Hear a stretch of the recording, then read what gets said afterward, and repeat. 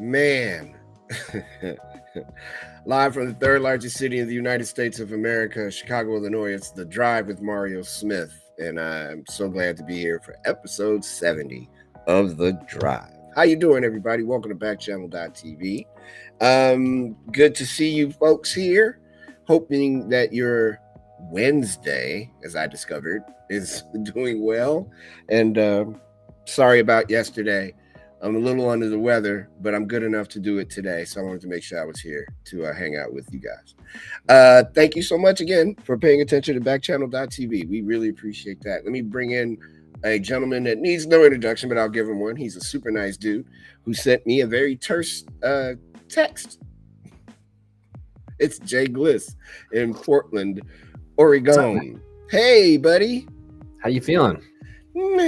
I'm much better than I was yesterday, and way better than I was on Monday. I'm still sick, but I'm not, as sick as I was. I feel pretty good. Well, that's good. It's been a rough overnight. This almost didn't happen. I coughed so loud I woke myself up out of my sleep. I was like, whoa. That's not good. No, but actually it did the job because I haven't been coughing since. So I think I've got 2 hours in me, and then I'm probably going to go lay down. There you go. Or Uber Eats. Yeah, man, I'm glad to be able to do it and see what goes on today. How you doing? I'm doing good. Good. Yeah. Everybody's good. Your trip seems to be happening. Well, we'll see. I mean, it's I'm gonna be nervous until we're on the boat. But yeah, we're gonna the 4-year-old, he has to get, so the protocol is the under 5 unvaccinated, they got to get a 72-hour test, which he cleared yesterday. Okay. And then he has to do one at the dock. So that's going to be like the last hurdle. Everybody else is going to test at home tonight or after the show. Like you got to do it within 48 hours. And it's like, it's this weird thing. You like call some place. It's basically like a call center. they're like dressed like doctors, but they're not doctors. And you do like a video call and they watch you do your COVID test at home. So we're going to take care of that tonight. And then, from that point, we should be mostly good as long as everyone tests negative today. So, well, let's hope that happens. Because I really know that you want to get out of here and enjoy your vacation for a bit. Yeah, for sure. I would love to say hi to folks on the dashboard here, but I don't see a soul. Yeah, it's kind of weird too. I'm wondering. I'm wondering if there's some sort of maintenance going on or something. Because it was weird because someone showed up a minute ago, but it wasn't showing up on the activity feed. And usually, if someone shows up in the dashboard, it stays on the activity feed, which it's not doing. So if you're watching us on YouTube, or if you're checking us out on your Amazon device, hello, please let us know that you're doing that. Because I'm at a loss here as to where everyone is. Like I said, not that I'm expecting be something behind the scenes or something too. I was about to say, not that I'm like expecting 60 million people or anything. I'm just saying, come on. I mean, they are making a lot of changes right now, so yeah. So I've been keeping up with the emails. Yeah, me too. It's hard sometimes. Yes. And then of course, they scheduled the first all producer meeting for next week. While you're gone. While I'm gone. See, that's how it goes. That's how much they love you. Yeah. No, I'm just kidding. They got you, bro. Don't worry. I'm going to read this anyway, although visually it appears that this does not apply to anybody except for me and you and everybody at Backchannel. But you're here with us live on Backchannel, the only place on your Echo device where you can watch and listen to live shows and chat with hosts in real time. This is The Drive. I'm Mario Smith. You can catch me here every Monday, Tuesday, Wednesday, and Friday at 4 p.m.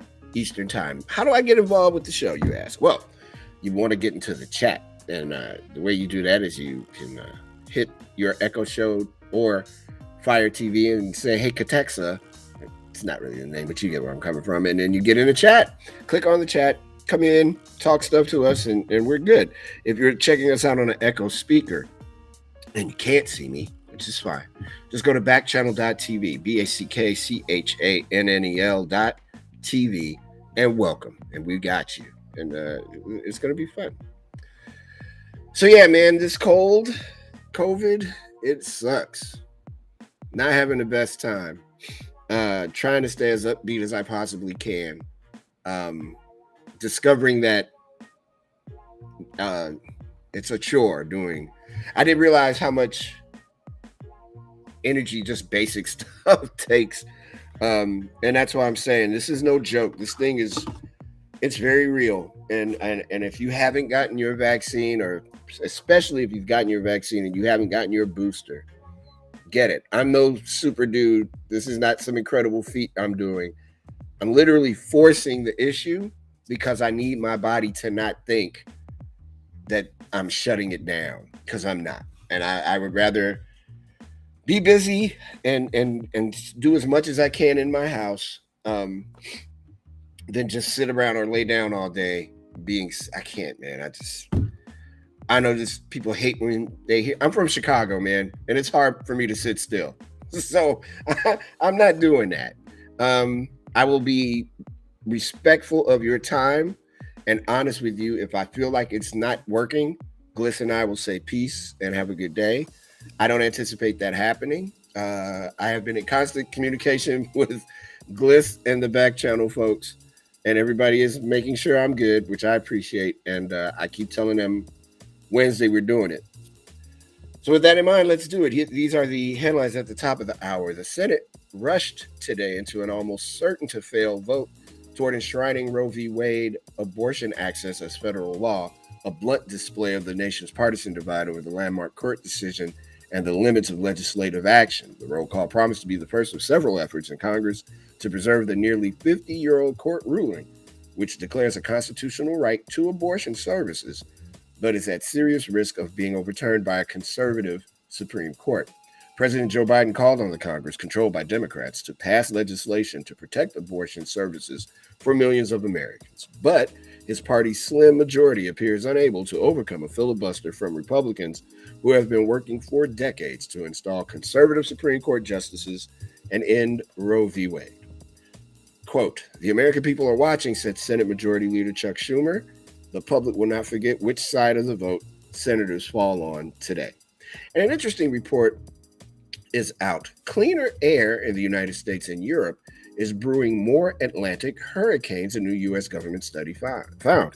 The National Oceanic and Atmospheric Administration, or NOAA, study links changes in regionalized air pollution across the globe to storm activity going both up and down. A 50% decrease in pollution particles and droplets in Europe and the U.S. is linked to a 33% increase in Atlantic storm formation in the past couple of decades, while the opposite is happening in the Pacific with more pollution and fewer typhoons, according to the study published in Wednesday's Science Advances.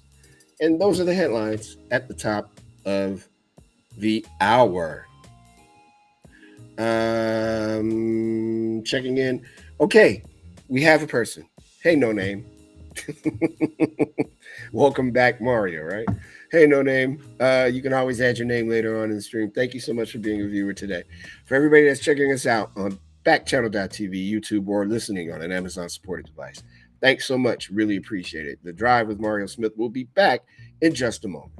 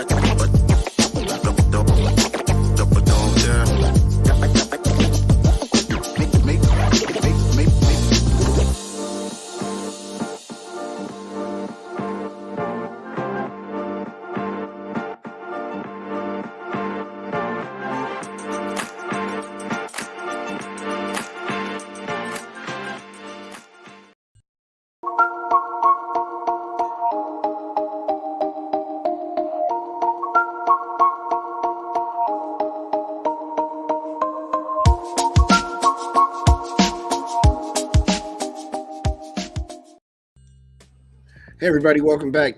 You can check us out here on Backchannel beginning at 6 a.m. Eastern Time with Haley and Allison's Good Morning. At 8 a.m. Eastern, it's Live Every Day with Liv Harrison, except for Tuesdays and Thursdays. And by the way, we won't be here tomorrow. A scheduled day off for the show. At 9 a.m. Eastern on Tuesdays and Thursdays, it's Kate and Will, which is really cool. 10 a.m. Eastern Time. Get on up with Jam and Renee, and I believe Renee is back. Hey, Renee. Jam did it. James had some really cool folks filling in while Renee was out. That was really fun to watch, no doubt. At 12 p.m., except on Wednesdays, it's the Anthony Davis Show, and then on Wednesdays, it's the Word of the Day quiz. At 2 p.m., you saw him earlier. If you were watching, you should be. It's your pal Hal, and then it's me at 4 p.m. Eastern Time here on The Drive. I saw you and Hal talking trash about my my fantasy baseball team. Hey, or what exists of my fantasy baseball team. I was so surprised to see you at the very bottom of that. Oh, I'm not. I've been pretty consistent. To be fair, so first of all, I had like 5 guys on COVID last week when I checked, and I should be making some moves and doing a little more maintenance. But like I said, I got to get my act together and at least make some attempts to improve it instead of just taking my hands off the wheel and just letting it happen. I thought it was interesting as those numbers kept going. That's why I'm wondering, where the hell is Glass? I know. I saw 8, that. 9, 10. I'm like, where's my boy? Yeah. I gotta. So that's why I had your back, though. I was like, he's got a lot of things to do. He's a busy man. He's got I 4 know. boys, 4 growing men. Yeah, and Hal is right too that I haven't been putting as much care into my roster as I should be. Like I said, I got to get my act together. I need to at least make some moves so it looks like I'm doing something. Yeah, well, somebody, there's a player with 62 moves. I had the notifications on my phone, and I'm like, damn, that's a lot of boy. But he's doing it the right way, though. You got to flip him. You find a hot hand and you ride with him. I just got like guys that are raking right now. I am so sure that in a month, it's all going to quiet down. Hopefully it picks back up again toward the end of the season. But right now, yeah, it's fun playing fantasy baseball because this team is almost identical to another team I have, and I'm getting my whole world changed in one league. Oh, nice. And this one, I'm actually doing something. So there was something I wanted to say. Oh, I totally forgot that it was Wednesday. So I'm frantic. I'm hitting Travis like, yo, I'm ready. And Travis is like, okay. And then I get in it. He's like, it's not Tuesday, but that's all right. It's kind of funny because I did the opposite, kind of the same thing yesterday. It was 12:30, and I was like, oh, I need to let them know because I don't know if I assume that someone might have told from higher above me might have told them, but things like that can kind of slip into the cracks sometimes. So they didn't know, and I'd send them an email real quick, like, hey, just a heads up, like here's the situation. So I wouldn't expect Mario to drop by today. So isn't the somebody actually? I'm looking at a chat from Hal's show. Grass Puddle said Hal's rejected segment. Hal gives Mario COVID. God. That's so mean. But yesterday, and we'll do the regular stuff in a minute. Yesterday, Gliss, I'm so glad I did not try it yesterday. There was a point where I just said, screw it. I am never doing this again. And it wasn't because I didn't want to do it. My body was like, you're never going to do this again. There's no microphones anymore. You're done. I had to cancel my guest for the Thursday show, which clearly I'm not going to do. I was supposed to host an award ceremony for high school kids this Saturday here in Chicago. Not doing that. Yeah. The great poet Quincy Troop and one of the greatest ever, Michael War, who's actually in San Francisco now, They're both going to be here in Chicago on Sunday. I don't know if I'm going to be able to do that. And I just yesterday I was like, I'm done. Whatever. I don't need to do this anymore.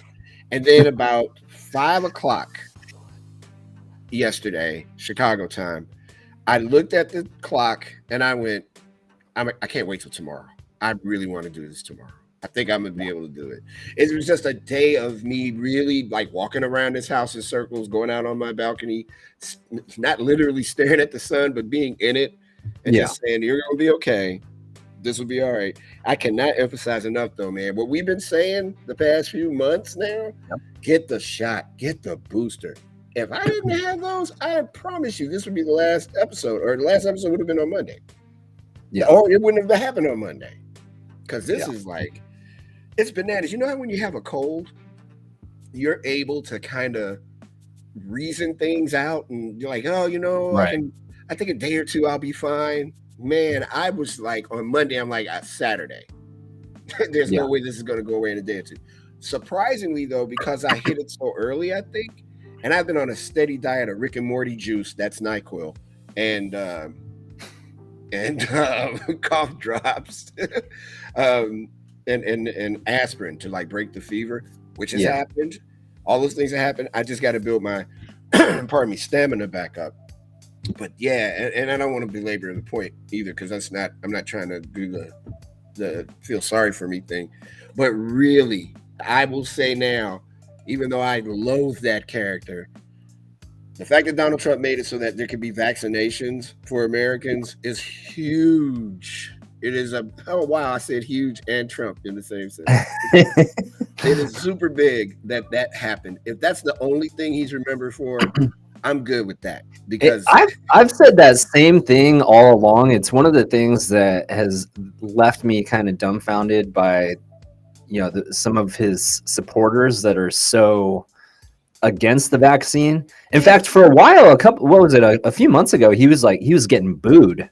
Whenever he mentioned it at his own rallies when he mentioned it. But yeah, I agree with you. I mean, like, I don't like the guy, but you have to give credit where credit's due. And it's kind of crazy to think that if he hadn't fumbled this whole thing otherwise, that there's still a chance like he could have been reelected. If he would have, because it's kind of crazy to think about. Like, if he would have really just buckled down and done the right thing from the beginning, he would have been in pretty good shape. Especially, people tend to have higher approval ratings when there's, some kind of catastrophe going on or something like that, because of, people want consistency and leadership. So it's crazy to think that, he probably could have, been sitting a lot better in that election if he would have kind of, done things the right way from the beginning. But I agree with you. I do give him credit for at least getting the ball rolling on. Because can you imagine how many more thousands of people would have died? Yeah, dude, I was not even 24 hours ago. Jumped up out of my sleep with the worst cough I've ever had. It so happens, whatever this medicine is that's in me to fight this was doing its job. Yeah. It was doing its job, and it jolted me out of my sleep. And I'm like, damn, what's going on? But then I was like, yo, I was very thankful. Had I not taken those shots, man, as much as I hated it, because we've had this conversation. I'm not a needle dude at all. I'd be the worst drug addict ever. Dude, those are needles? I'm out of here. I'm going home. But the idea that I took those shots last year and that booster this year, or that shots this year rather, I am forever grateful for that, because it could be a whole different story. So again, man, I appreciate everybody at Backchannel, and I especially appreciate you. I don't like taking days off, Gliss. You know that. I hate the idea of not being here, man. That was hard yesterday. It's tough when I can't do my terrestrial show on Thursdays. I hate not being able to do it, but I had to, in order to be able to do it today, had to take yesterday off. But we're fine now. Everybody seems to be okay. We have a hissing otter. As long as you're doing all right, and like you said, that's why we got the shots. There you go, for sure. We have a hissing otter Now that sounds dangerous. But welcome anyway, Hissing Otter. Thank you so much for being around on the drive. Truly appreciate you. You know, since we have a wonderful audience today, we'll keep it real easy, and we'll probably do more talking to each other than we will me spewing my nonsense. But I do want to point out a couple of things that have happened that are of note. Um, and another thing, real quick, my voice has never sounded better. I could do a voiceover now for any product in the world. AirPod holder for your AirPods. AirPod holder. See? I'm ready to go. Almost gone bottle. Almost you better gone. better start, booking some gigs now. Just put the disclaimer, like hopefully, I'm only going to be available to do this for the next 72 hours or so. Oh, yeah, exactly. Erasable pens. Erasable. Yeah, it's not gonna last long. Anytime I get a cold, dude, my voice is so good, and then it goes away, and it's back to this. Hey, everyone, how are you doing? The inflation rate was little changed from March to April, a potential sign that the rapid growth in the cost of goods and services may soon taper off. Consumer prices rose 0.3% in April after rising 1.2% in March, according to data released by the U.S. Bureau of Labor Statistics earlier today. Compared with 1 year ago, compared with 1 year ago, the inflation rate grew 8.3% in April. The number in March was 8.5%. April's core inflation measure, the change in the price of goods and services, not including food and energy, was 0.6% compared to 0.3% 1 month ago in March. Have you guys noticed the cost of everything is zooming? And I know we get a lot of young people who check out the show, which I appreciate. I just want to warn you, your parents are going to start acting real angry. And it's not because of you, but every time you ask for food, they're going to be like, shut up, no food, because the price of everything is going up. My grocery bill was sky high, and it's never that high because, I mean, it's not like I you know too much about me already, but I live alone, so it's not like I'm cooking for 6 people or 2 people even. But my bill was up there this month. Thankfully, I live in a neighborhood or community where I can ride my bike everywhere I want to go or walk. Downtown Chicago is 20 minutes away from my home. I don't have a car, so I don't feel that part of it. But I looked out my window where there's a gas station. It's $5.60 something for a gallon of gas. What happened? I thought it was the COVID that had messed my eyes up. I'm like $5.69 for a gallon of gas. That's crazy to me. So hopefully these numbers indicate that inflation is indeed, the economy that is indeed tapering a bit. And there's a chance, at least, that those numbers will improve and things will get better. I'm looking at the Dow Jones Industrial Average at the moment. Stocks today. It's not a close yet, but right now the Dow Jones Industrial Average is down 326.63 points. The S&P is down 65.87 points, and that's not good. That is not good. I know the president is very concerned about what's going on in the Ukraine, and I don't blame him. I'd be too. But whip inflation now. If you're old enough to remember whip inflation now, clap your hands. Do you know what that is, Bliss? Whip inflation now? No. I can hear Robert Malazzo laughing at Backchannel because I know he knows what whip inflation now is. So when Gerald Ford was president, if you Google whip inflation now, there's a button. It says win. And that was the motto, whip inflation now, because everybody was upset because inflation in the 70s was ridiculous. Not as high as this, but high. This is crazy that everything is super high. But yeah, whip inflation now. People were wearing buttons that said whip inflation now. I'm glad I can make everybody over 50 at Backchannel happy. It's only like 2 or 3 of us. Everybody else is young and fun and living their lives.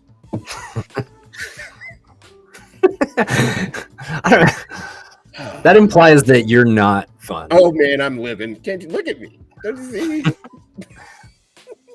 I'm fine.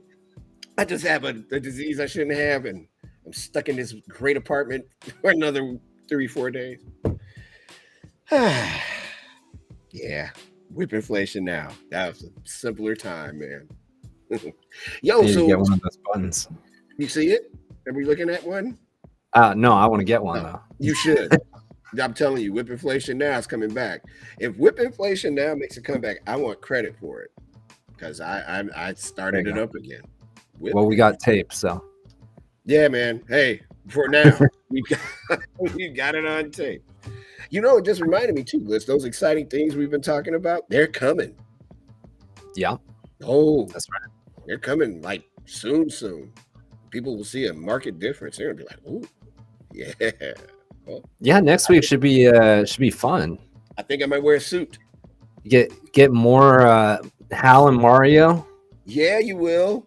Oh God, that could turn out to be a 15-minute fun fest every day. That's gonna be fun. I'm excited about that. And I was thinking about it too. We're gonna have to, figure out some creative. You're gonna have to do some sort of setup when you get the handoff from Hal to, so we know when to run the intro.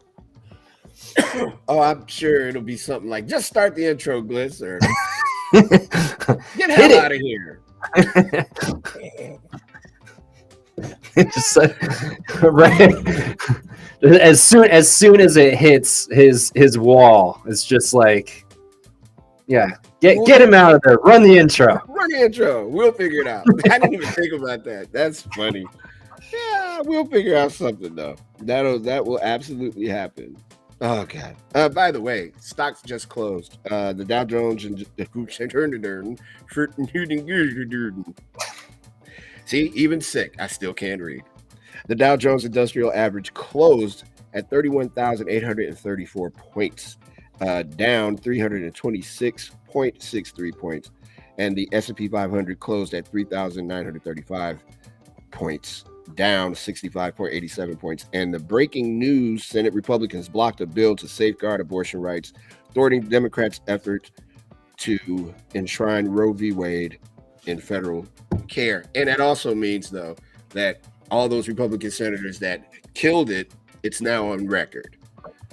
Way to go, Democrats, in that respect, because the midterms are coming, and now everybody will see who said they were for Roe v. Wade. Although I didn't hear what happened. I bet you, Gliss, there was a lot of, I'm not saying I ain't for it. I'm just saying I'm not for it the way it is right now. Right, yeah. Like a whole lot of that. So, you know, you got to be discerning. Pointing the finger as if they did something wrong in the bill. Right. I'm not saying that I don't like the bill. I'm saying the way it's written and the way it was written 50 years ago doesn't fit the times today. But it does fit the times today, you clowns. But that's fine. We will see what happens. I was very excited and scared to find out that the two escapees, the jailer and the man, were a state over from me, which leads me to believe, as I always do, they were on their way to Illinois because they thought they might have been able to hide in Chicago. Didn't happen. There's also a video, Gliss, I'm sure you've seen it, of him running when the cops are chasing him. What's this guy's name? Casey White. He can't run. They had the fattest cop ever caught him. It was so cool. He was running for his life too, but he was running like in slow motion. Oh, it was great. I loved it. It was great. It was about 3 hours after sheriff's officials in Alabama realized the capital murder suspect and senior jail official who had taken him for a mental health evaluation had disappeared when Sheriff Rick Singleton called in the U.S. Marshals. At first, law enforcement officials believed the suspect, Casey White, might have kidnapped Vicky White, the assistant director of corrections, and then she took herself out the picture. Chicken. Assistant director of corrections for Lauderdale County and a 17-year veteran of the sheriff's office. Would you, if you ran off with this woman, I'm pretty sure you thought she loved you, but then she took the gun to her face? That's not love, bro. You escaped jail for nothing. You didn't get anything out of the deal. Yeah. Damn. It's just so stupid. You did all that thinking that, hey, I'm gonna run away with you, girl. I love you. I love you too. And then I can't do this, pow, right in the mug. That's not love. That's hate. She hated you. And you're going to jail forever and ever. Yep. He did get a decent haircut while he was out. Not very bright. Who cut his hair? Did he do that himself? He had to have. Because he cut, I mean, he, doesn't look like the same guy. But there's a picture of the sheriff, one of the sheriffs in Indiana, like pointing at somebody like, there, yo, look over there. It's so stupid. Oh, but they caught his ass. He's caught. Poor guy. Dummy. It took them 11 days to find him. And again, they ended up in Indiana. As a resident of Illinois, whenever people escape from jail in Kentucky or Alabama or anywhere down south, they always run up north. Why do they come north? Something to think about. But wait, it says here that they had a special relationship, a jailhouse romance. It was so special, in fact, that she couldn't do it. She couldn't risk going to jail and not being with him. No. He's the El Chapo. He's the El Chapo of prisons in the South. He's like, I can't stay in this prison. I'm going to go in another one. So, yeah, good luck, Casey White, because your woman's dead and those people are mad at you. They want you in jail forever and ever. What a waste of effort. And that's what I'm saying. It's so just stupid. Like, what? Yeah.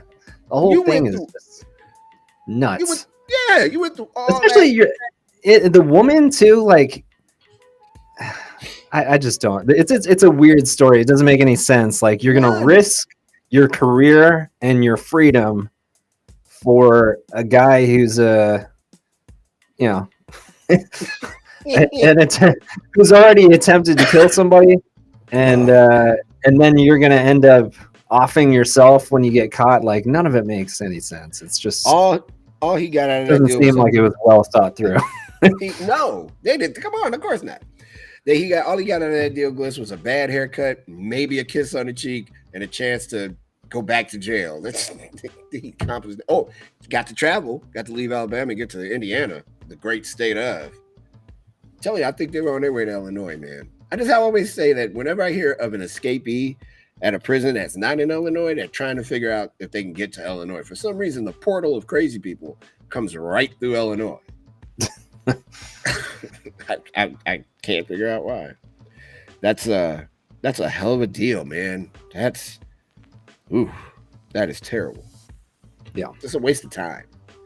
11 days that they look for these idiots, and she goes, I can't take this anymore. I know, that's the most bizarre part of it to me. It's like I said, it's just like, did they not have any plan? Like, they're just going they're going through state to state. Like, if I almost did it. I almost spit all of this into that camera. Like, if they were gonna do this, why didn't they have some sort of plan in place? Like, come on now. This is not. I had a plan, and I wasn't even in jail.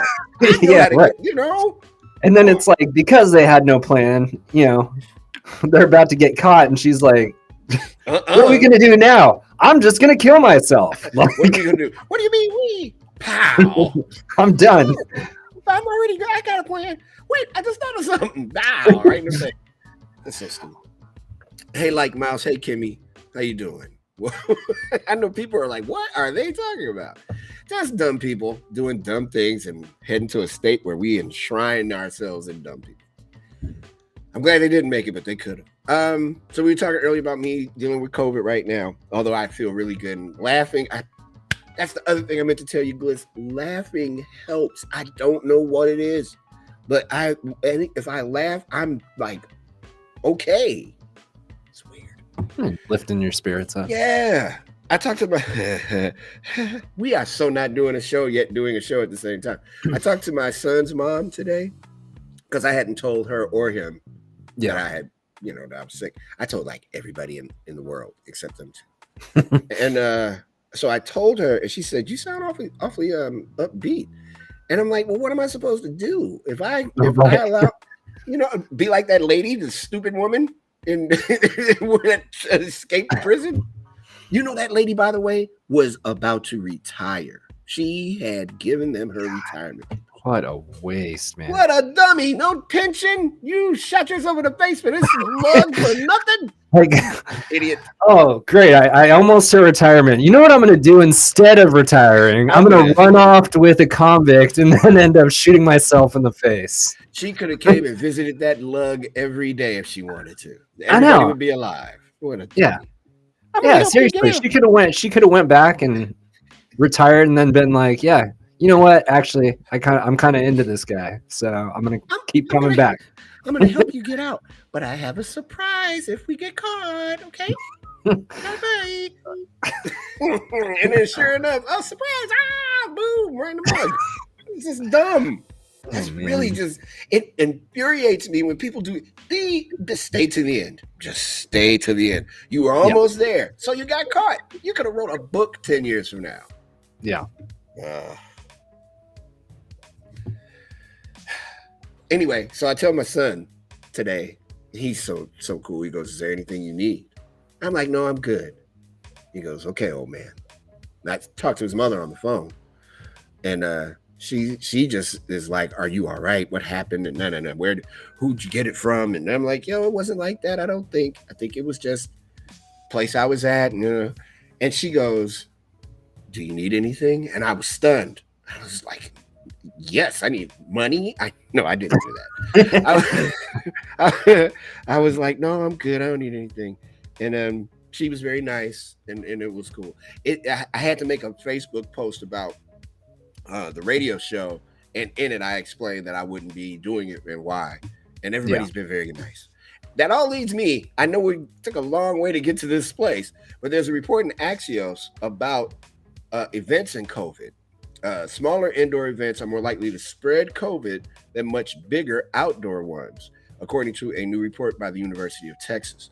With COVID deaths and hospitalizations way down from pandemic highs, Americans are convening once more indoors and out. And I believe I got it indoors. I think I got it at my job. And I know some of the people from my job are watching. I'm just saying, I think I did. And I don't think it was at the event on Saturday. I believe it was when I was there and I didn't have my mask on. Which I'm gonna look like MF Doom. You know what, Gliss? This is me. This is me from now on. I'm wearing one of these everywhere I go. I'm just gonna step outside in a mask. There you go. Doom mask. Yeah, that'll do it. Let's fight COVID like Captain America. So Austin is happening, South by Southwest. We have a big event here in Chicago called the Silver Room Block Party. There's another one, Hyde Park Summerfest. The Taste of Chicago, I'm sure, is going to take place. But researchers put together 2 case studies, a business conference with 3,000 attendees and an outdoor festival with 5,000 attendees. Pre-event testing requirements were more effective at preventing attendees from showing up infected than vaccine mandates. Outdoor festivals, although larger, had a lower per-person impact on total infections over the following 4 weeks. The report was co-authored by Austin Public Health's Desmar Walks. 3 key factors determine the risks of COVID transmission and consequences for the surrounding community. The first is the structure of the event, its size, duration, density, and venue. Limiting the number of attendees, physically spacing out activities, and selecting outdoor and well-ventilated sites can significantly mitigate risks. The second factor is the state of the pandemic. Quote, if the local healthcare system is strained, the additional spillover infections from the event into the community could be catastrophic. The final factor is risk reduction measures. Event planners can mitigate the immediate and downstream risks of requiring proof of vaccination, a negative COVID test just prior to the event, and or wearing face masks during the event. Outdoor events are clearly safer than indoor events. So this summer, man, I'm hosting a pretty substantial event here in town. And I am very aware that being outdoors, and we're going to be right by the lake too. Oh, it's going to be so sweet. Being outdoors is going to be beneficial, and it's going to help out everybody. And I am so looking forward to being back outside. I'll be honest with you, this sucks. I don't know how I did it for almost 2 years being in the house. Well, yes, I do. I was making banana bread, playing PlayStation, and cooking all kinds of foods and really drinking a lot, like a whole lot, way too much. Before we take our break, which I should have done a long time ago, thank you for being here this afternoon on whatever this is. You're here with us on The Drive. I'm Mario Smith, and if you're enjoying the show, there are 2 ways to support it. If you're watching right now and you see that subscribe button, click it. Come on, dude. I'm sick and I'm here. You can click subscribe, right? Subscribe and let you know when we're going to go live. And I'm telling you, beginning next week, actually, we have some new stuff happening on Backchannel all over. And you're going to want to be here for it. And we got some stuff on the show when Bliss gets back. Because Bliss has to be on the Love Boat. A special edition of the Love Boat is going to be on ABC television. It's going to be great. All the stars will be there. Captain Steubing, Isaac the bartender, everybody. Another way that you can really help me out, no matter where you're watching or listening, is to leave a review. Go to backchannel.tv, backchannel.tv, and leave a review. Your positive reviews help keep the show going. Once again, that's backchannel.tv, and click leave a review.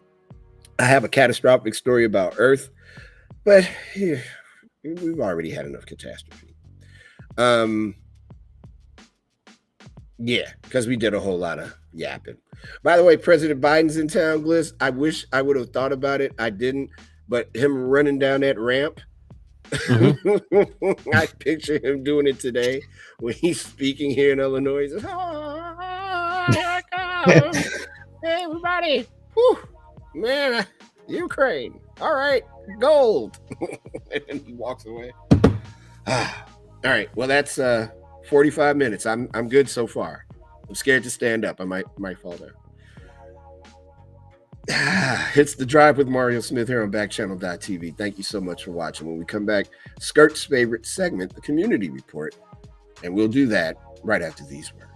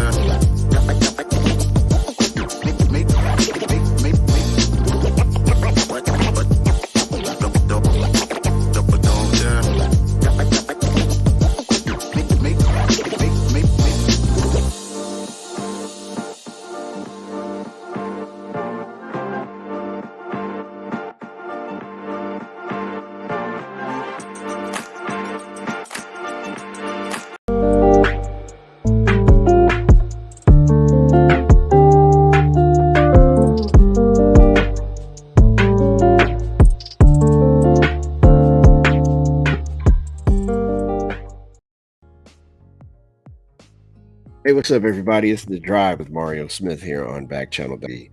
Um, my voice is different, but it won't wait for long. So tell all your friends to listen to the deep voice man, because in about a week, it'll be right back up there sounding like a screeching child. That's the charm. That's why I get paid the bucks. Not the big bucks. Notice I'm humble. I get paid the bucks. I'm also available again for voiceovers. Any quick commercials you want. If you're in the, let me know what tagline you want me to say. I'll say it. I got nothing to do really. Hey, Carolyn in California, how you doing? Welcome to the show.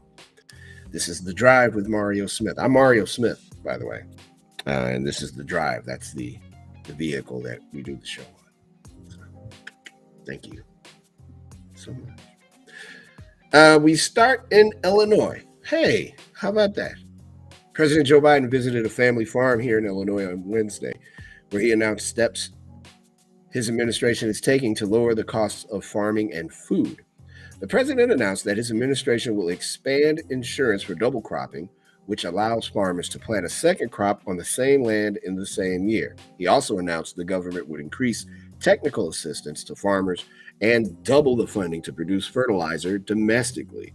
The visit comes after data released by the U.S. Bureau of Labor Statistics showed an inflation rate of 8.3% in April, driven in part by the rising food prices. The prices of chicken and milk have increased 15% over the last year, and beef and flour have gone up 14%, the report showed. Biden said the COVID-19 pandemic and Russia's invasion of Ukraine have contributed to supply chain disruptions, increasing food prices and shortages in the United States and abroad. Right now, Americans are fighting on two fronts. It's home, it's inflation, and rising prices. Abroad, it's helping Ukrainians defend their democracy and feeding those who are left hungry around the world because Russian atrocities exist. That's Joe Biden's voice. Wherever he talks, he's like, at the end. Ooh, I'm going to get in trouble. With Ukraine and Russia making up about 30% of the global wheat exports, international aid organizations have warned that millions are at risk of going hungry, particularly in Africa and the Middle East. Biden said the U.S. was working to address those shortages.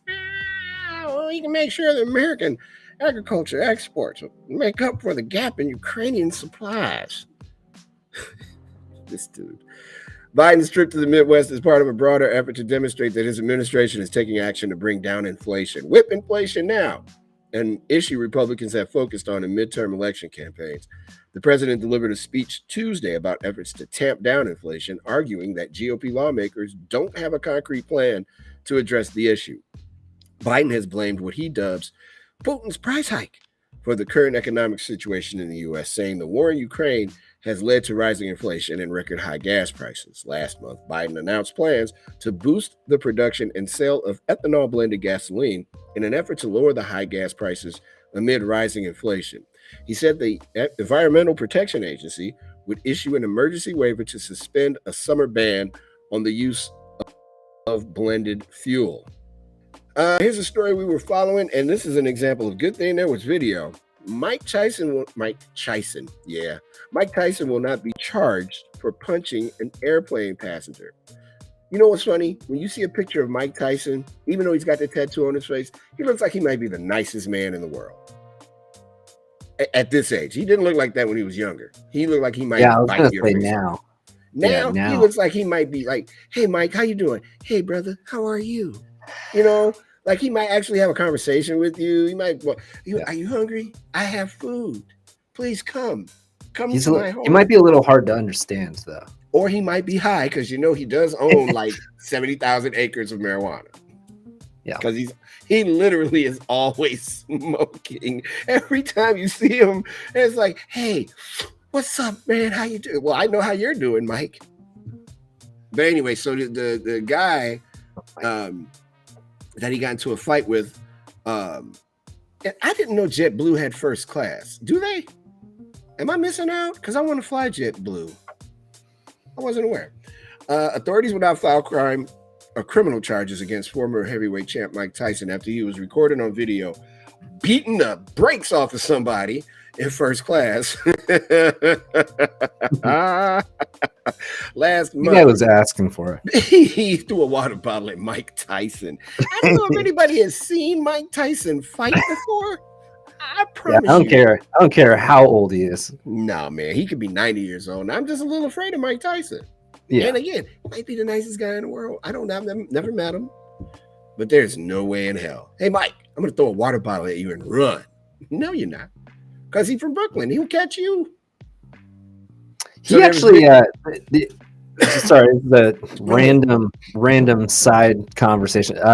So the show that I used to work on in sports radio, he actually came on that show. It was prior to me producing the show. Mm-hmm.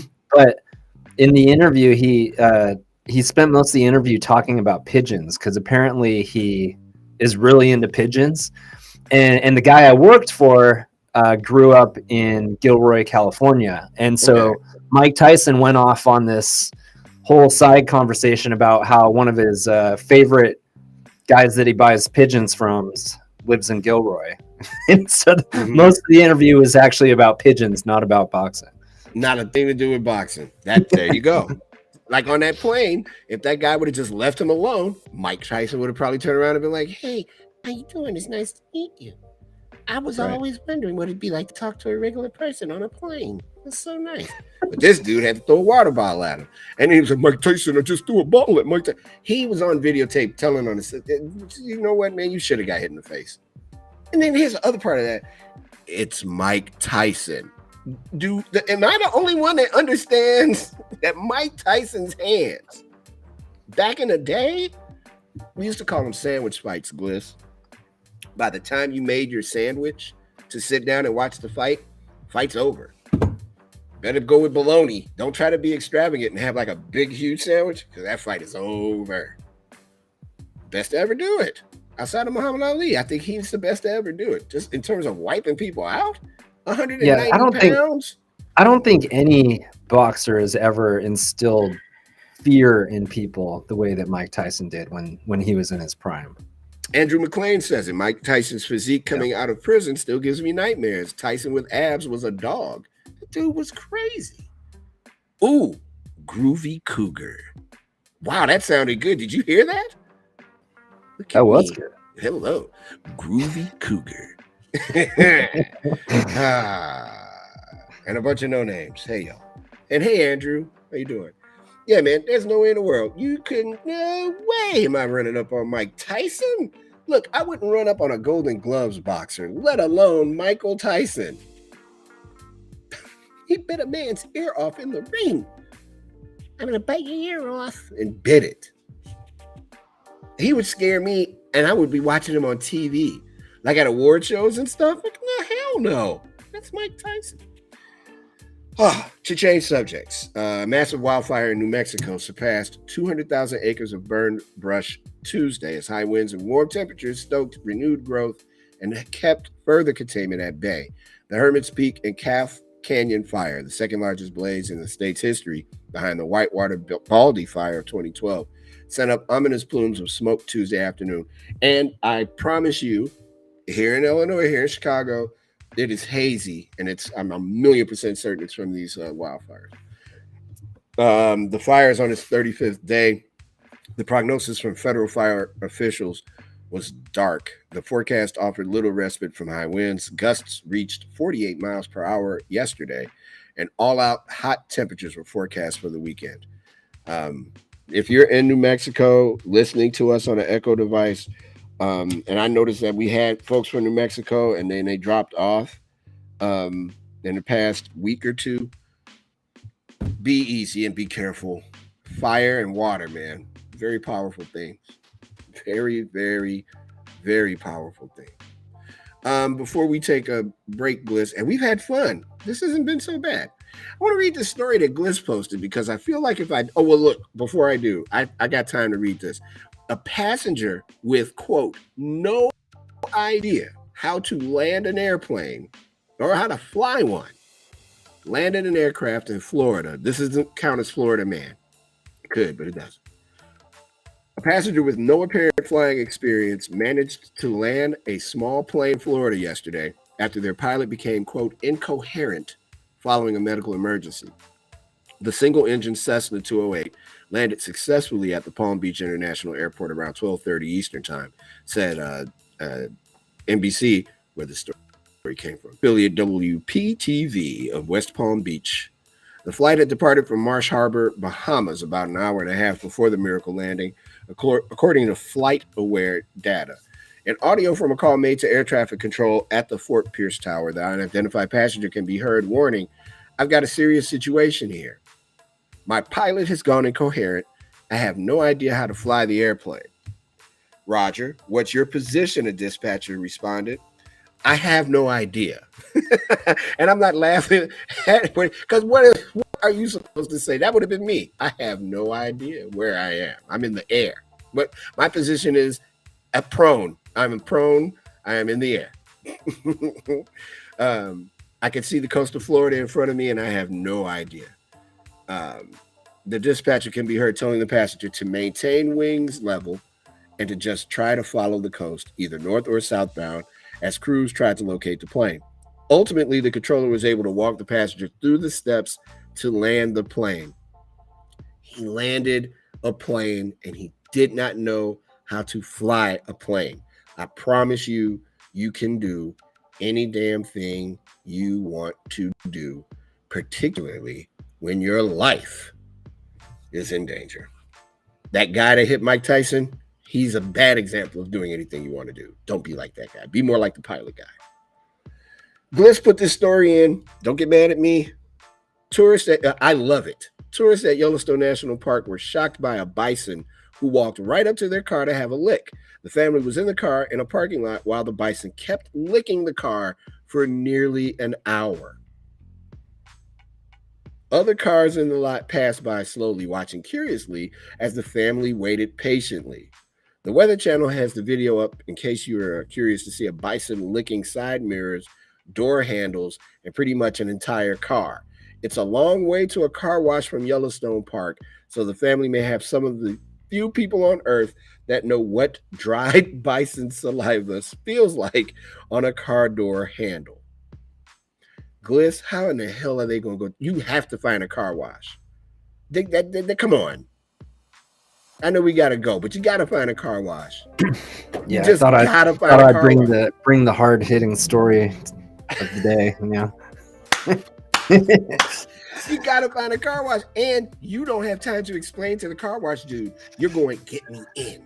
I'll tell you when I come out." Because if you get out the car, that's it. You're not touching that handle. Yuck. When we come back, we will reset the show. There's an hour left. I think I got all this hour, too. It's The Drive with Mario Smith here on Backchannel.tv. Me and Gliss will see you guys in just a moment.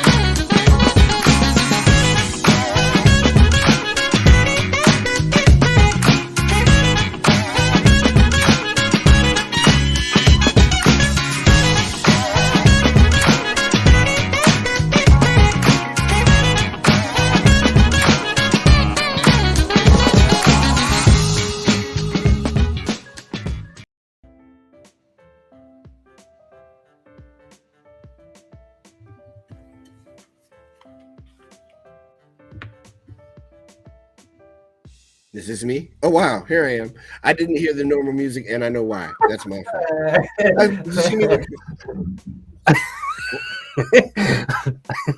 Hello? Am I on? I thought maybe, doing one of your, news anchor things. Yeah, you got me, though. See, I held it together. I didn't say what I could have said. Do you know how bad that would have been if I would have been, what the, is that the beep, the beep, beep, beep, beep? What's going on? Yeah, I kept it together. I thought you were just gonna stare at the camera for like 20 seconds and then be like, "Good evening." Hello, everybody. No, I truly heard the music, but I know why that didn't happen, and you've told me why already. You explained it. Yeah, yeah, it was, yeah, a little. It's a little, yeah, a little bit of a change because usually we run that bumper there, but I'm trying to clean everything up for when I'm gone. So yes, exactly. And Sarah's coming on Friday. yeah, I don't know. I should check my email because I think she was gonna try to stop by later. If she's around, man, interrupt me. I think everybody would rather see me. Yeah, I'll let you know. I think everybody would rather see Sarah than see me. So yeah. Or see me doing this. Because that's all I was doing. Like, what's going on? I don't. Hello, semblance. Hello, everyone. Yes, man. Doing these shows with COVID, not the worst idea. This is turning out to be better than the shows when I'm not sick. Yeah, it's been. I've found it entertaining. You didn't get an on high email, so yeah, I think so. Let me check my email. You know, I say this all the time. People think I'm joking. I'm checking my email to make sure that I haven't gotten an on high email like, this is it for you. You better do good today because it's over. So far, so good. That's how they do it in radio too. Yeah, it is. It's that boy who I know. Hi, Mario. Turn your book in. It's over with. That's what it's like, because I've been through it. Well, most people who have worked in radio have been through that. If you've worked in radio, you've definitely been fired before. Yeah. Because you get fired a lot in radio, and it's not always necessarily anything to do with performance or you. It's just the way the industry works. But it's usually like a half an hour before the show's over. Hey, how you doing? And then, can you come in? Come meet me in so and so's office. And that's like the first giveaway too. Like from when I've been through it, is like it would be the program director. And he'd say, "Why don't you come meet me in someone else's office?" Mm-hmm. So it's like, wait, why are we not meeting in your office? Don't you have enough? Why do you need two people? Like, do you need me to talk to them about keeping your job, dude? I'm the one losing a job. I'm sorry. I got fired like Craig on Friday. I got fired on a Sunday afternoon and told, get back to Chicago the best way you can. Wow. From WHYZ in Greenville. Put your boy out on a Sunday for a fight that I never got in. In my life, in my working life, the biggest disaster ever, Gliss, was working in Greenville, South Carolina. If disaster had a face, it would be my face, having to come back to Chicago with my tail legit between my legs going, I failed. But I didn't realize that failure was the setup for the come up, player. Look at what we're doing. Yeah. Come on. There you go. COVID and everything. This is way more fun than hanging out down there. I told you I lived at the Rancho Relaxo. Straight up. The pool was full of red clay. There was no water in the pool at the hotel or motel that I lived at. Red clay. God, thank you. Headlines, man, everything's messed up. The Senate doesn't want Roe v. Wade to pass, and the internet trolls going to jail for January 6th. You go. There it is, headlines. Screwing around. This is more fun. And we're destroying the planet. Yeah. We're talking about potential unemployment of me and Bliss. This is so messed up. What are we doing? Penny is in Pennsylvania. Yo, remember Inspector Gadget, the cartoon, Bliss? Of course you did. Yeah, I love Inspector Gadget. I did not know until yesterday that Cree Summer from A Different World was the voice of Penny. It was her first gig. So her dad was big time voiceover dude, had one of those voices.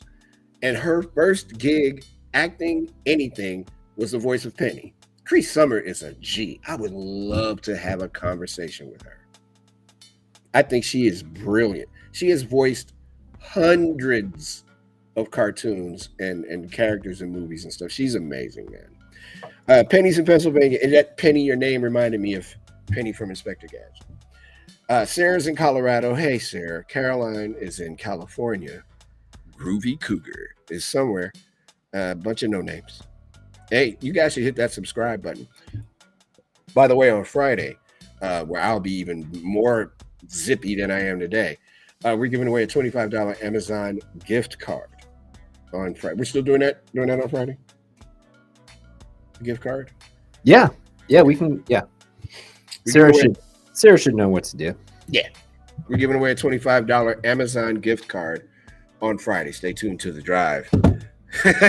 I just shook my head in my head. I said, Stay tuned to the drive for more information about how you can get that gift card. And while I'm here and I have your attention, this is the drive. I'm Mario Smith, but call me Mario. Smith is too formal. We're here on Backchannel.tv, the only place on your Echo device where you can watch and listen to live shows and talk smack with the hosts in real time. Not smack.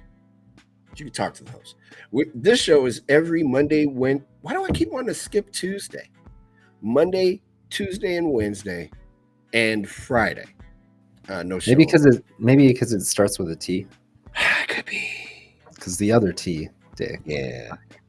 I should just say Monday through Wednesday like I've been doing for the last month that I've been reading this. Hi. Again, this is The Drive. I'm Mario Smith. Hey, don't call me Mario. No, don't call me Mario. Never mind. We're here every Monday through Wednesday and Friday from 4 p.m. Eastern time. You can send us a chat. Please do. You can also ask us questions. You can chime in on what we're talking about, whatever. It's cool.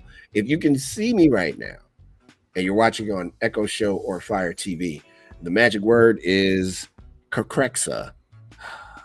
And then when you say that magic word, you can get into the chat. It's like, say Katexa, and I want to go on the chat on the drive. If you happen to be listening on a Echo speaker, which is really cool as well, and you can't see me, just go to backchannel.tv, BACKCHANNEL.tv, and click on the join the chat. Get in there. Once again, that's backchannel.tv, BACKCHANNEL.tv. Do it. Click on it. When we come back, we'll have the entertainment report. What is of note today? Kendrick Lamar is about to do it again. We're going to talk about that. And everybody's talking about Jesse Williams. Oh, you don't know what I'm talking about? You will in a bit. It's The Drive with Mario Smith here on Backchannel.tv. We'll be back right after these words.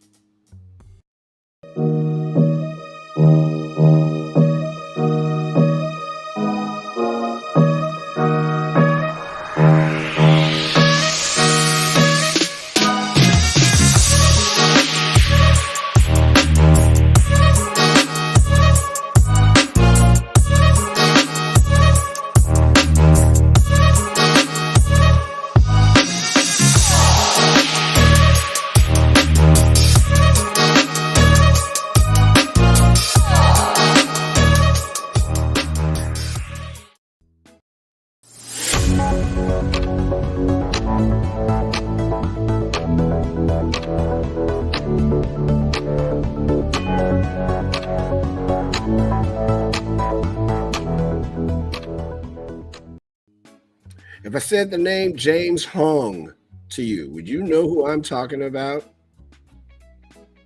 James Hong, prolific Asian American actor, one of the most, if not the most prolific Asian American actor in history, finally got a star on the Hollywood Walk of Fame yesterday.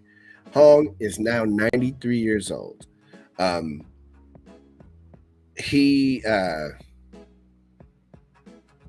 He has been in everything. He was in Blade Runner, Disney's original Mulan. He's currently in Everything, Everywhere, All at Once. He plays a character by the name of Gong Gong. What else has James Hong been in? He was in, I'm 100% certain he was in a bunch of Bruce Lee movies as well. He was in, oh, come on, I'm trying to find him. He's been working for 70 years. Hold on. Sorry, gang. I got to do this right. And this man is a living, breathing legend. Um, this is poor on my part, but you'll get it in a moment. Big Trouble in Little China. He was in um, Kung Fu Panda, but that doesn't really count. I said Blade already. Turning Red. He was in Star Wars Visions. He was in one of the Batmans. He's been in. He's a voice on Teen Titans Go. He let's see here. Hawaii 5 on TV, television. Just the dude is incredible, and he's been at it for 70 years. Come on, man. That's ridiculous. So James Hong finally earned his star. He earned it years ago, but he finally got the star on the Hollywood Walk of Fame yesterday. Congratulations to him. Because he's the man. I don't know if you guys have seen Kendrick Lamar's new video. He uses deep fakes for 5 different characters in the video. There's a lot going on with Kendrick Lamar in this new album that's coming out. The song is called The Heart Part 5. He has not done anything in the recording business in at least 4 years. This new music video, if you haven't seen it, you owe yourself the opportunity to see it. It's about 5 minutes long. He morphs into different characters. Ye, Kanye West, Will Smith, Juno Ye, Jussie Smollett, OJ, Kobe Bryant, and Nipsey Hussle. And it's the deep fake technology, and it's stunning. It is stunning. And the song is very interesting. As of yesterday afternoon, it had 7.5 million views on YouTube. So deepfake technology is synthetic media. It takes an existing image or video and they manipulate it to say or do something, and it looks like they're saying it and doing it, and it's not real, and it just looks very real. And actually, the creators of South Park, Trey Parker and Matt Stone, have a deep voodoo. It's called Deep Voodoo. It's a deep fake studio. There are videos about how they're made, and it's amazing technology. Kendrick Lamar, widely known as a virtuoso who constantly pushes the boundaries with his projects, has earned many accolades, including 14 Grammy Awards for his work, including the albums To Pimp a Butterfly and Damn, and the soundtrack for Black Panther. Damn was also the first non-classical and non-jazz album to win the Pulitzer Prize for Music in 2018. Kendrick Lamar's new album, Mr. Morale and the Big Steppers, is scheduled for release this Friday. Get a chance. It's worth it. And see that video if you get a chance. Gliss, I want to bring you in on this one because I'm sure you're going to have a lot of questions like I do. Dolly Parton is about to star in a musical on TikTok about Taco Bell pizza. Yeah, I don't know what's going on there. I don't either, and I'm not making it up. This is from NBC News. It's going to premiere later this month. The country music icon shared the news about her leading role in Mexican Pizza, the musical, on social media on Monday. Her quote, "I'm making hashtag Mexican Pizza, the musical with @Taco Bell," Parton wrote in an Instagram post, which contained a photo of the screenplay. The satirical musical is based on the true story of the internet losing its mind after the fast food chain removed the product from its menu in late 2020, according to the screenplay shared on Parton's Instagram post. It is inspired by TikTok star Victor Kunda's viral video in March, parodying what a dress rehearsal of the musical would look like, based on singer Doja Cat's catchy jingle shared on the social media app that same month. Parton, who has been vocal about her love, this is crazy, about her love of Taco Bell, is also a fan of the Mexican pizza. In January, she said in an interview that she thinks it should be brought back to menus. "They used to make a little Mexican pizza," Parton said of Taco Bell, "which is also good. I love that." Oh God, this is crazy. Musicals on TikTok first emerged in 2020 with composer and orchestrator Daniel Mertzluf's Ratatouille the Musical, which began as a TikTok meme. Mertzluft also recently partnered up with TikTok for another musical, For You page, which is an homage to TikTok's vibrant musical theater community. Hold on to your hats, if you have hats. Taco Bell's musical is written by Hannah Friedman with music by Grammy Award-winning songwriting duo Abigail Barlow and Emily Bear. Taco Bell's musical will be released at 8 p.m. Eastern on May 26th, a week after Mexican pizza returns to its menu. Hashtag Mexican pizza. You gonna watch it? Oh, hell yeah, I'm watching it. Mexican Pizza the Musical is really happening. Let's do this, Taco Bell tweeted with a photo of its Playbill ad. Oh, not only am I watching it, I've got a Taco Bell not that far from me. Mexican Pizza's coming back. It's a brand new day. I'll do it. But it's just incredible that this is news. Just do it. I'd rather find out about it on accident. What with all that's going on in the world? That's it? That's the okay. Did your wife happen to try to keep the internet from you in the last couple of days? Keep the internet from me? Yeah, not letting you see what she's looking at? No. All right, good. I'm about to tell you this story. This is for all men. If you have a mate, significant other, they may be keeping from you a picture of Jesse Williams. Jesse Williams, currently on Grey's Anatomy. You think I didn't watch TV? Grey's Anatomy. So footage leaked of Jesse Williams, the actor. He's in a Broadway show called Take Me Out.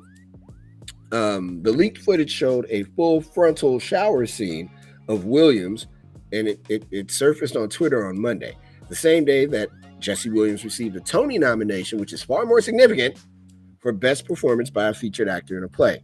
The play, written by Richard Greenberg, focuses on the coming out of Darren Lemming, the character Williams plays, a gay biracial professional baseball player. The Broadway theater requires audience members to keep their cell phones in locked cases until the end of the show, according to its website. In a statement on Tuesday, Second Stage Theater called the leak deeply unfortunate. No, it wasn't, because you know what it did? It sold way more tickets than you ever imagined it would. It is deeply unfortunate that one audience member chose to disrespect the production, their fellow audience members, and most importantly, the cast in this manner, the theater said. You better know they sold more tickets. Come on, stop it. Second Stage Theater, which oversees Hayes Theater, where Take Me Out is being performed, said it would provide more staffing at the venue to prevent further recordings. Taking naked pictures of anyone without their consent is highly objectionable and can have severe legal consequences, the theater said. Posting it on the internet is a gross and unacceptable violation of trust between actor and audience forged in the theater community. We are actively pursuing takedown requests and ask that no one participates in the distribution of these images. The news comes after people on social media began circulating the images and video pining over Williams. Quote, driving to New York to see Jesse Williams on Broadway as we speak, one person tweeted. Another person tweeted, good night to Jesse Williams and Jesse Williams only. Another one, I guess we're all going to see the Jesse Williams play. Williams, who did not respond to NBC News' request for comment on Tuesday and Wednesday, talked about the nudity scene in the play during Monday's episode on Watch What Happens Live after show. Quote, it's a body. Once you see it, you realize it's whatever. It's a body, Williams told host Andy Cohen. I just have to not make it that big a deal. Williams has not publicly commented on the leak. However, his fellow cast member, actor Jesse Tyler Ferguson, addressed the incident in a tweet linking to Second Stage Theater's statement. Quote, I am appalled by the disrespect shown to the actors of our company whose vulnerability on stage every night is crucial to Take Me Out, Ferguson wrote on Twitter on Tuesday. Anyone who applauds or trivializes this behavior has no place in the theater, which has always been a safe space for artists and audience members. Okay, I hear you, but I just read 3 different things where women are like, we're coming. Men are like, we're on our way. You know what we should do is bring on a theater expert who's actually in the waiting room right now. Oh, is that right? And who would that be? Would that it's going to be your film producer Sarah, who's here with us. Sarah? Hey. Hello, nice to meet you. It's a pleasure to meet you again as well. Yeah, so again. I know this isn't where how I wanted to start this. Yeah, I seen the photo too. I definitely saw it on Twitter. Oh, explain to Gliss why I'm like asking him if his wife hid the phone from him. If you can explain it without us getting fired. I mean, can you explain it without all three of us losing our job? Yeah, I saw a lot of things.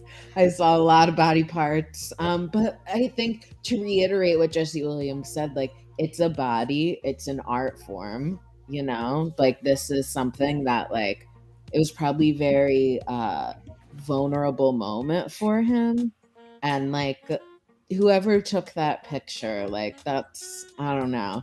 I don't think it's kind of scandalous that they did that because you would think that person would be like, I'm never letting anybody see this picture. Yeah, right. Ever in my life. And if anybody sees it, I'll know somebody stole my phone. Mm-hmm. And you keep that picture. Because from what I can't say what I want, but I understand not a person was disappointed in seeing Jesse Williams. That's all I'm saying. Oh, no, everybody was very happy about it. But that's what I'm hearing. But also, like, I don't know. I mean, on one hand, it's like, how many TV shows is there full frontal nudity in? Right. You know what I mean? Right, so, right. And I mean, that's... I was just going to say, here in America, we have a whole different lens, if you will, for what is acceptable on television versus the movies, versus what's acceptable in European countries, in England even, on television. Yeah. But I got a phone call yesterday from a lady friend of mine who lives in Arizona who might be watching, and she goes, "Have you seen it?" And I go, "I don't know if I'm looking for it. What is it?" And she's like, "Jesse Williams." I'm like, "Is he okay?" And she goes, "Oh yeah, he's okay." I'm like, "What? Well, why are you asking me about what scene? What?" And then she told me, and I was like, "Oh no, I've missed that picture. And I'm cool, not seeing it." But look at your face. That's funny. He's doing great. He's doing very well. Yeah, everyone's happy. But you know, I mean, there's a lot of shows now that are doing like the hide your cell phone in a thing and keep it locked or whatever. So in a way, it's sort of like disrespectful because they did that for a reason, and like, you know. Yeah, it's the Dave Chappelle thing, Sarah. Dave Chappelle has a policy, and I've been to a Chappelle show not that long ago here in Chicago, and I had to give up my phone. Mm-hmm. We would not have known about the man getting his arm bent to look like a coffee mug had someone not sneaked their phone and recorded it. Exactly. Same thing with Jesse. We would not have known that Jesse apparently has been doing things in the community in a way that no one would have imagined unless you were, you know, with Jesse. Exactly. And bless his heart. The reason why you're here was not to talk about Jesse. This is so stupid. I'm so sorry. It's okay. Gliss is going out of town. He's going to be on a boat, and you're going to be producing the show. And I'm especially grateful. The one time we've had a chance to interact was at one of our Backchannel meetings. And I've seen you produce shows on the network and stuff. So I'm really glad that you're going to be here. I'm sure you're going to hold it down for my boy while he's gone. Oh, absolutely. Absolutely. I'm so excited. Good. Somebody is, because I'm scared of everything I do. Yeah, it'll be great. No, I know. It's going to be lots of fun. We'll miss Gliss, but I'll try and be him for a few days. Yeah, for sure. I mean, you've seen the show. It's me talking. I can't read, apparently. And that's it. Cool. I love it. I wear hats if I don't have a haircut. And it's always 85 degrees in here. And I have the air conditioning on because I'm burning up. And I have COVID right now. So. Oh my God. Oh my goodness. It's okay. Right. This is the most fun I've had since Sunday. So I'm doing all right. Yeah, man, you know, I have the recuperative powers of a professional wrestler. I'm back. I'm ready to go. Yeah. I'm looking forward to hanging out with you. When do you start? Friday? Friday. Yeah. This Friday. Yeah. Oh, cool. All right. Yeah, it's Friday. This I'll Friday. be on a boat already. Oh, that's right. You'll be gone. You'll be on a boat.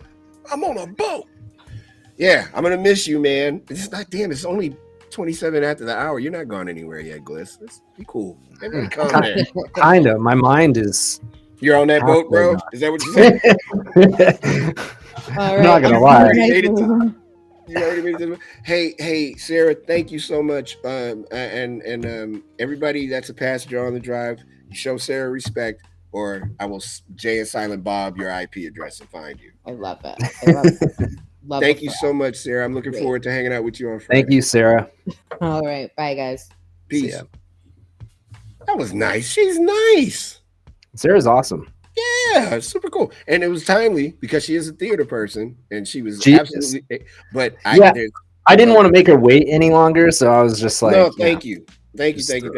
So I'm gonna type to you what people have been saying to me about Jesse Williams, because yeah, I was gonna say there was a lot of tiptoeing going on.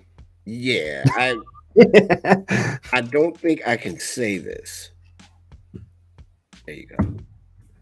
I don't think I can say that out loud. I think that might get me in trouble. And out of respect to us just having talked about how we've been fired multiple times, I don't want this to be another addition to the roulette of unemployment that I. Well, that's what I mean. When there's stories like that, you know, there's only so much you can. Let's just say that ticket sales for that show, I imagine, went up tenfold. Yeah. And I heard some people were so mean though. They're like, "Well, I understand now why his wife didn't want to leave him." And it's just like, dude, you shouldn't have took that. It's. I get it though. It's like cell phones in a theater. Period. Bad idea. Having them on, going to see a play, your phone goes off. It's hard enough to be on a stage doing anything, hosting a show, performing, and then be distracted by something like a cell phone. If there's like an emergency and they haven't locked your phone up, vibrate works, man. You can still pull it out and look at it, excuse yourself, go into the farthest reaches of that theater in that lobby and handle your business. I get it. But everybody got to treat that like that picture. So if you haven't seen it, it's on Google, I guess. If they haven't taken them all down. Sounds like that theater's trying to be like Prince back in the day, taking down everything that comes online with Prince's name on it. They used to yank it right off. Amazing. We're almost there, man. It's 30 minutes after the hour. We should come back with sports. This is moving fast. Yeah. I'm with it. Let's do it. Let's take a break and come back and have the Dylan T. Pickles Unipiper Sports Report. It's The Drive with Mario Smith here on Backchannel.tv. We will be back right after these words.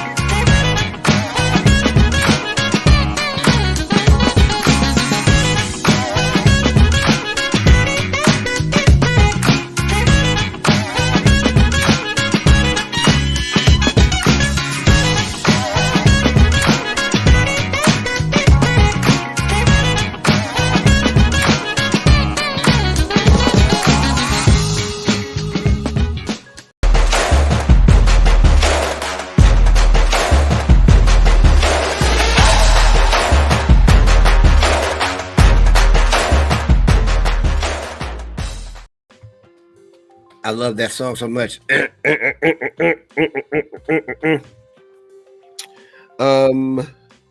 time for the Dylan T. Pickle Sports Report, and I'm just reading some other things that are happening. Nothing major in the world of sports. The schedule comes out today, Gliss. NFL schedule. Everybody's excited about it. That should be fun. I personally am hopeful that the Bears have the 24th most difficult schedule in the league. I don't know how that happened. Why are you making a difficult situation more difficult, NFL? Just can we get it over with already? I heard Ozzie Guillen say that last night. He used to say that about a player. I can't remember which player he was talking about that he managed. He used to just go, get it over with already for the dugout. And I feel the same way about this year's Bears team. Just get it over with already. We don't need to go through all this. But yeah, the schedule comes out tonight. We'll talk about that in a minute. A basketball player that I was profoundly fond of died yesterday, or today actually, at the age of 73. Bob Lanier spent time with the Detroit Pistons and the Milwaukee Bucks. He was the answer to Kareem Abdul-Jabbar for a long time in the 70s. He was a man. Bob Lanier's game was splendid. He was actually one of the few Detroit Pistons I've ever liked, ever in life. He averaged 20 points and 10 rebounds his entire career. Third on the Pistons career list in both points and rebounds. He was the number one pick in 1970 after leading St. Bonaventure to the Final Four. He was just a bad man. He was enshrined in the Hall of Fame, the Naismith Memorial Basketball Hall of Fame in 1992. But his shoes famously arrived there ahead of him. He's got like size 17, 18 shoes, something like that. Thing about Lanier is he wasn't a dirty player. He was a really physical basketball player, deep in the post, old school, back to the basket, center. And he just commanded respect, man. He was such a good basketball player. Literally one of my favorite players ever. When I saw that he died, that stung a little bit. Another part of childhood, taking a trip on the other side. Bob Lanier, dead at the age of 73. If you aren't familiar with Bob Lanier, make yourself familiar. Please. Such a great basketball player. Ja Morant out for the rest of the playoffs. That's it. Bye. Who's their second guy? Anyone? Nope. Bliss, are you lying about this boat trip? You're actually going to play for Memphis? Because that's the only way they're going to win a game. It's over with. Golden State is all, but it's over. My knees aren't that good either, so. Yeah, I don't see how they do it. I don't see how they can do it. That series. I didn't see how they could do it with him, to be honest. Yeah, with him. Yeah. Now it's like might as well just call it. If they win this series without him, it will be the greatest upset in the history of professional sports. Ain't no way. Watch him come back and win, because I have been the worst predictor. Matter of fact, the other night, White Sox up 8-2, ninth inning. Lost the game in extra innings, 12-9. They won last night. I don't need to talk about it. I'm just saying sports are goofy. Like baseball. Baseball is stupid. Sports is weird. Anything can happen.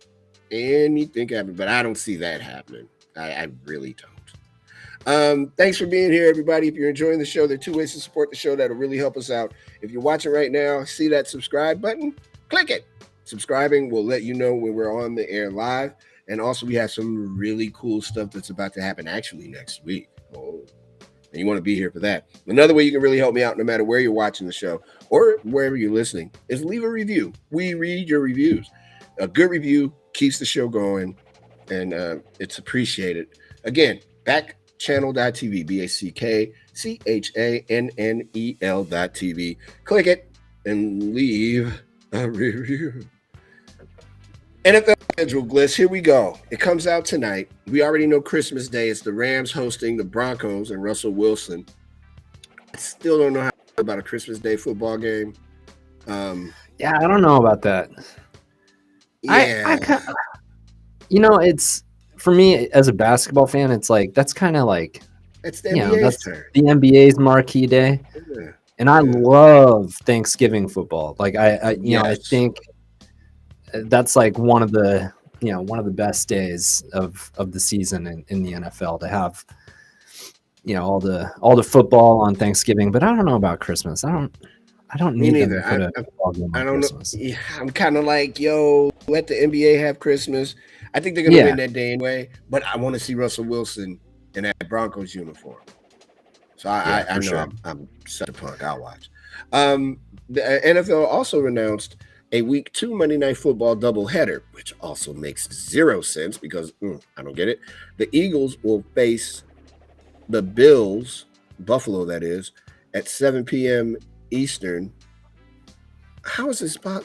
Something's wrong. They messed this up because they've got the Eagles playing Buffalo and the Eagles playing the Vikings. That's gonna play both. Split squad. They're gonna split squad. There are 5 international games. The schedule comes out in a little while. I'm curious to see what does this mean for Miami? What does it mean for Kansas City, Buffalo? I'm curious to see what the Jets schedule is going to be like. I'm curious to see what Tampa Bay's schedule is going to be like. And I bring up Tampa Bay because this is the bane of my existence. And it's no slight to Tom Brady. I get it. He's Tom Brady. Fox is going to pay Tom Brady $375 million for a 10-year deal to be their color analyst on Fox football games. And he's a Fox ambassador too. Bliss and I only want $45 million. It's not a lot of money. That's all we asked for. That's all. We asked for $45 million. He's making more money than anybody. Anybody. Troy Aikman and Joe Buck got $33 million for Monday Night Football. Eli's getting paid more than $50 million. This is ridiculous. Al Michaels, who will be working for Amazon, got a ton of money, at least $11 million.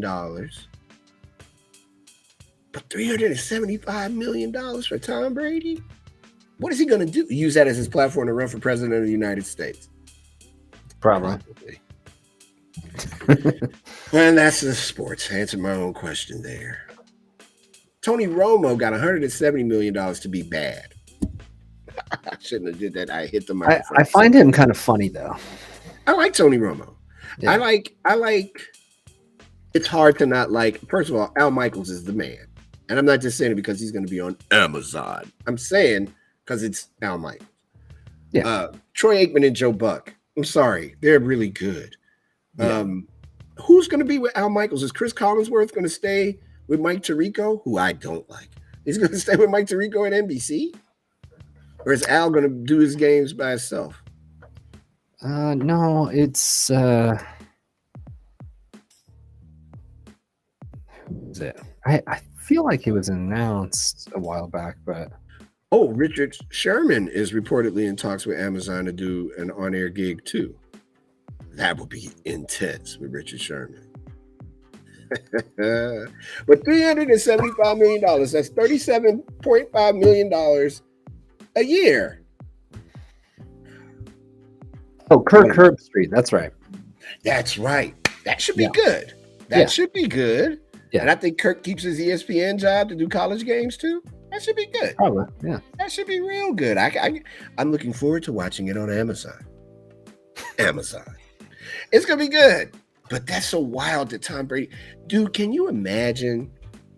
I mean, like, for real. That kind of money, what if he's bad at it? They're stuck with him for 10 years. I can't imagine Tom Brady being bad. No. Then again, I can totally imagine him failing. But could be. Fox has a problem, though. You got Greg Olson. What are you going to do with him? Because he's your number one color analyst now. That Troy Aikman's gone. He's going to just placehold until, man, I'd like to make the money, but I'm glad I don't have the problem. That's crazy. That is absolutely crazy. Oh, wow. Did I do, you know what we did, Gliss? Yeah, I know. What do you mean? I know what you did. What did I do? Are you... Are you are you looking at the next segment? I sure am. Don't worry. I got us. No, that's all good. I I was waiting until we got to the moment to bring it up. I almost brought it up earlier, and then I was like, "Yeah, No, you should have. That would have been a great story too. I figured. That would have been such a good story. I figured it was unavoidable Oh man! once the story was read. So Boy, I was like, yeah, just let it unfold organically. Yeah, just let it happen. Oh God! I mean, the fact of the matter is we always have plenty to talk about. So yeah, we do. We'll be fine. I'm scared to hold I can't even look at you. I'm so embarrassed at myself. All right. For the folks at home, with the at-home version of our game, I put a story in. Hey Zach, hey Sharice in California, hey Wade. The Bliss family's here, which means that the lovely Lindsay is listening, or the boys have sabotaged the stuff. Hey everybody. Yeah, never mind. You won't notice the difference, I promise. When we come back, we'll have the front of mind story, which will be very short. Hey Sharice. And then we'll talk about programming and all that with you too. It's The Drive with Mario Smith, man, COVID. Here on Backchannel.tv. I promise we'll be back in just a moment. I'm so sorry.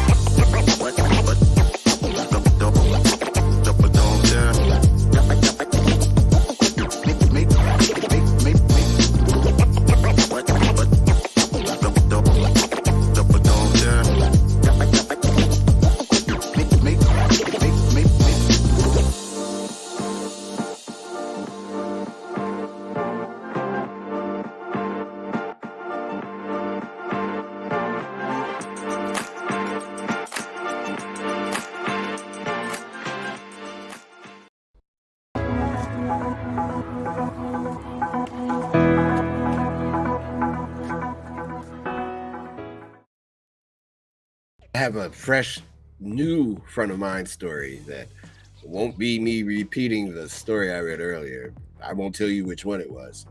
Just go back and watch and you'll know. You'll know. In Portland, Maine, they're close to ridding license plates of obscenities. The rackin', frackin', sassafras, and salty language on hundreds of Maine license plates is one step closer to being removed from the road. Maine Secretary of State released draft rules Thursday that would eliminate references to genitalia, sex acts, and profanities that proliferated after the state severely loosened language restrictions on so-called vanity license plates in 2015. A man opened an emergency exit of a United Airlines jet here in Chicago, walked onto the wing as the plane taxied at Chicago's O'Hare International, and jumped onto the tarmac on Thursday. That gentleman was, of course, arrested and charged with being a plumb fool. Actor and activist James Cromwell has gone from Succession's Uncle Ewan to real-life super gluing, pasting his head to a Midtown Manhattan Starbucks counter on Tuesday to protest the coffee chain's extra charge for plant-based milk. One more? Sure, why not? Oh no, too late. That's it. That's the best segment we've ever done. And there you go. Hey Sharice, How you doing? I see you were replying to me. I'm saying hello. Kaylin in Pennsylvania, hello. Hello to everybody. This is The Drive with Mario Smith. We'll be back on Friday. Gliss is going on a boat. Sarah will be here in place of Gliss. You've been brought up to speed. I can't believe I did not catch that earlier. Man, it's sitting right there in front of me, too. On this date in 1910, Glacier National Park in Montana is established. I don't feel like I need to leave early, Gliss. I made it all the way through. Good. How about that? In 2002, notorious gangster Joseph Bonanno, a.k.a. Joey Bananas, dies at the age of 97. You know, not for nothing. Oh, Joey Bananas. I had a character that I used to do. My buddy Rick Party, who's the voice imaging for ESPN Sports Center, the 5 o'clock Sports Center. Yeah. Old friend, dear friend. On his radio show, his nighttime show on WGCI, 107.5 GCI. Back in the day, I played a character voice, and the character's name was Vinny Spinacci. And Vinny Spinacci was a black Italian. So when I saw Joey Bananas, that was real easy. It just reminded me of Vinny Spinacci. It worked for like 2 years. We did. Birthdays on this day. Former MTV VJ actress Martha Quinn is 62. I know. Isn't that crazy? What? She was MTV. Same thing. She was MTV. Martha Quinn was huge. Yeah, she was. Born in 1988, and don't know why anyone cares outside of her family and friends. Not throwing shade, just saying. Model Black China turned 33 today. I wonder if she's having a party at Kardashians. Probably not. Or maybe so. Football player and weird clothes dresser Cam Newton turned 32 today. That's a fact. Yeah, I thought he was older. Honestly, I thought he was closer to my age. I think his body just got the best of him. Yeah, that used to be my favorite quarterback in the league because he did incredible stuff in a short period of time, and was woefully underrated for a long time.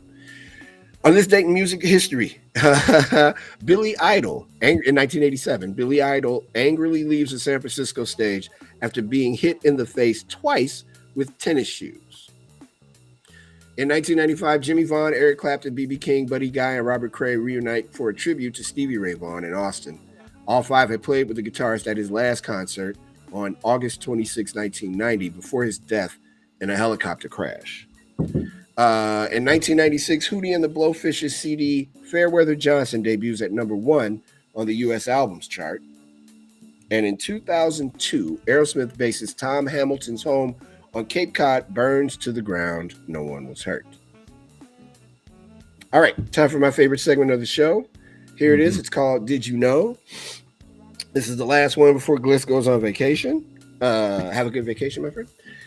Did you know, Gliss, that 58% of current college students have never used a dating app? I find that hard to believe. Me too. I don't know why. That doesn't seem, I don't know, I guess. No, I don't think it's true. I want to say it's not true. I mean, I guess it could be true, but I don't think it is. What else are we doing here? A recent survey, did you know? A recent survey reveals the average person swears about 16 times a day. Yes. In like the first hour or two. Yeah, pretty much. Did you know 38% of us had our first kiss for the first time when we were between the ages of 14 and 17? I think I was 12. Yeah, I was probably around there. Yeah, I'm pretty sure I was 12 years old. Yeah, I was 12. It's a fact. I remember it was with a girl named Stacy. Did you know people who swear a lot are usually more honest than those who don't? Did you know, according to Glamour magazine, the average woman spends about 82 hours at the grocery store every year? I do. I'm that person. I must be the average woman.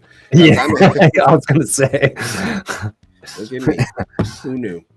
Did you know a recent study shows the average executive spends 45 minutes every day looking for something on their desk?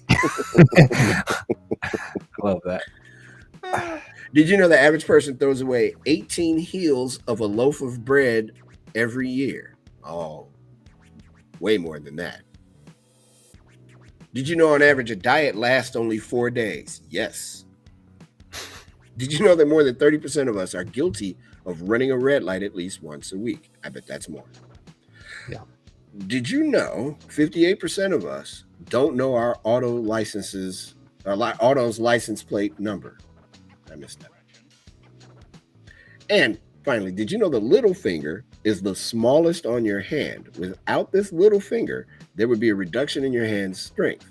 This finger is actually responsible for 50% of your hand strength. I did not know that. That's a pretty good one. I think so. There you go. That is a good one.